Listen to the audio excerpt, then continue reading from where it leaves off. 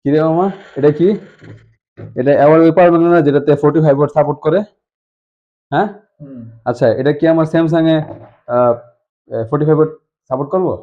Super fast আসবে sure? Sure. জিনিসটা সেরকম তো।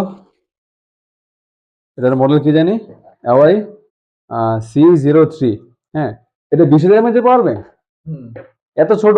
45 ওয়াট। 45 ওয়াট, আবার বিল্ট ইন কেবল আছে দেখা যাইতেছে। এটা কি আইফোনের জন্য? ও, এটা কেবল, আবার পাশাপাশি হচ্ছে এটা ক্যারি করার জন্য এরকম নাকি? সেরকম তো। আবার এখানে আরেকটা কেবল আছে। কেবল কয়টা? দুইটা। তো প্রিমিয়াম কেবল, একদম গ্রেড কেবল দেখা যাইতেছে।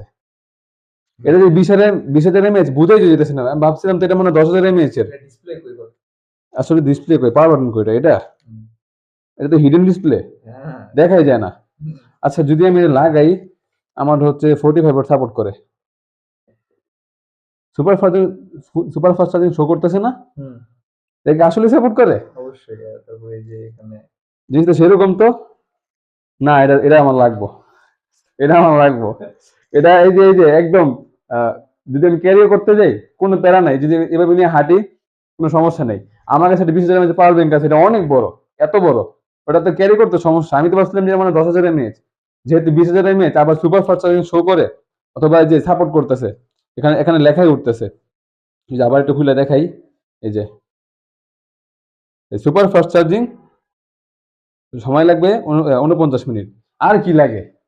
না, আমি আমি এটা নিবো, ঠিক আছে। এর দাম কত? দাম একটু বেশি। দাম বেশি?